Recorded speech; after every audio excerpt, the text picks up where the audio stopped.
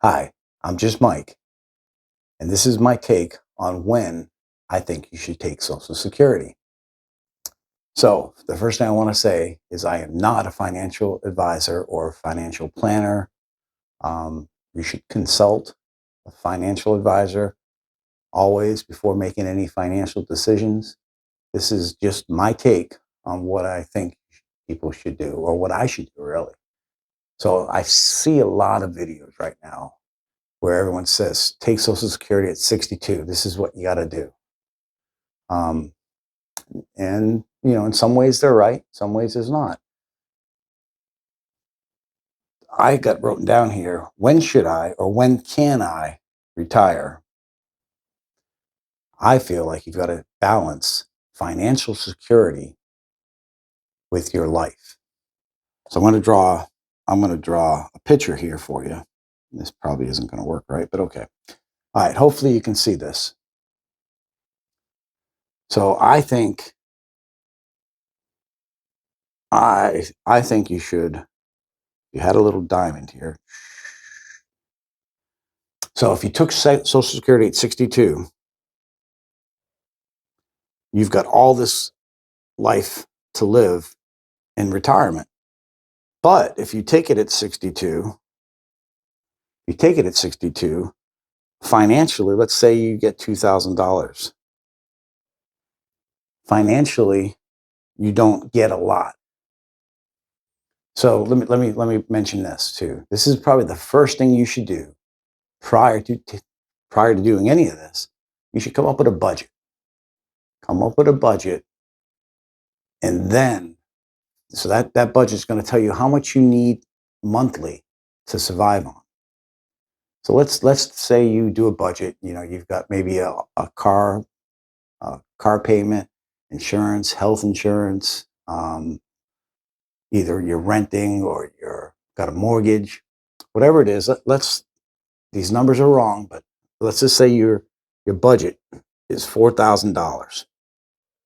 Okay, $4,000. Take Social Security at 62, and it happens to be $2,000. Well, you're going to still need to make up the difference, which is another $2,000. And you'd have to get a part-time job or a supplemental income. Maybe you have a 401k or a pension. You're going to have to come up with that $2,000 extra. So, and you're not going to just make that $2,000 this year. You're going to have to make that $2,000. So at 62, a part-time job making 2,000 is whatever. 65, 68, 70, it's getting a little rougher.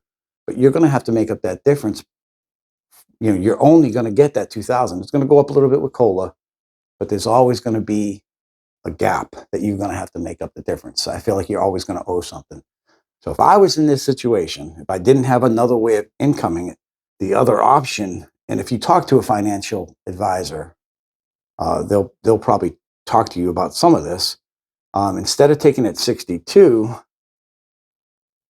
maybe you wait a couple of years and you take it at 65. So 65 is a little bit more balanced, and we'll say because you went 3 years now, that's a long time. You went 3 more years working your job, but the whole time you're working your job, you're paying still into Social Security. So your Social Security benefit is probably going up. And it's also going up because you're not cutting it as short as you were before. So let's say that 2,000 goes to 3,000. And I don't know if that's what it would go to, but let's just say it went to 3,000. So now the difference between 3,000 and 4,000, obviously $1,000, but maybe during those 3 years, you've paid off your car. So now you don't have a 4,000. Now maybe you only have a 3,500. All right. So now you've got a $500 difference. Again, you could make up that difference. Maybe you could save a little bit on food. Maybe you could maybe your health insurance went down a little bit, although health insurance usually goes up. Your car insurance might have went down, maybe. The other option, again, you could maybe not take it then. You could wait, and maybe you take it at your full retirement age, which is 67. Now you notice we'll say at 67, you're going to get, we'll say you're going to get 35. So now you're up there. I don't know. These numbers are not, I'm just making them up. But now you notice your time is running out. You're running, you've taken it later in life, but you're financially better off. And now you're able to make this 35 here. And you're doing it at maybe your full retirement age. You could also go further, up to 70. And let's say 70, you get 4,200 or something like that. Maybe. But you see how this balancing act works. You could make it a weight scale, like the scales of justice or something. And I know my drawing is not the best here. But so that's what you could do. But again, my first step would be to come up with this number here. Come up with that number, then figure out what your retirement age would be and how much you would make. You can find that out on your Social Security website.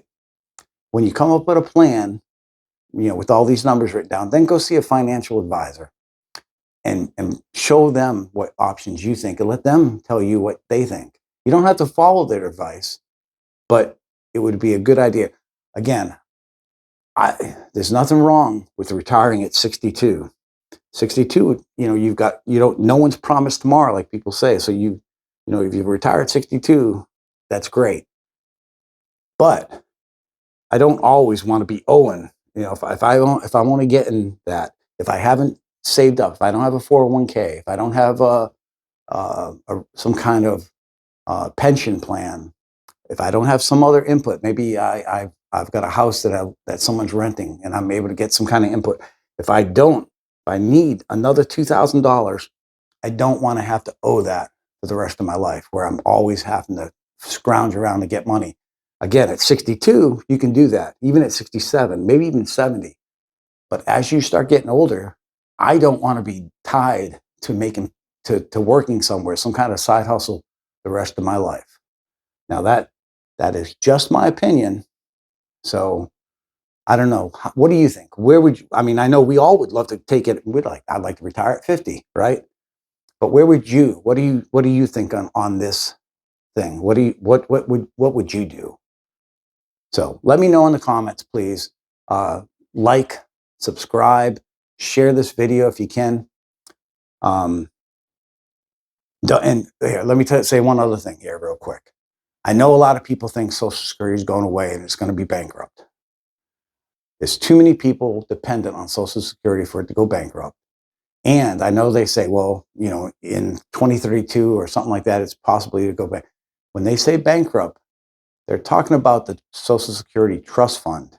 Now, the trust fund is a fund where when, in 83 or whatever, they revised Social Security. So they had extra money from people paying in. So that extra money they put into a slush fund, and it grew, and they invested it. What happened is over the last several years, maybe three to 5 years, there's been more people taking money from Social Security than putting money into Social Security. So what's happening is they're having to take money from that trust fund to pay out all the Social Security. But once that trust fund is depleted, and that we'll say that's 2032, that doesn't mean Social Security is bankrupt. That just means that Social Security can only pay out what it's taken in.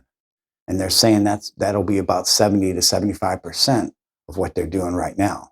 So yeah, you may get a 25% to a 30% cut in Social Security in 2032.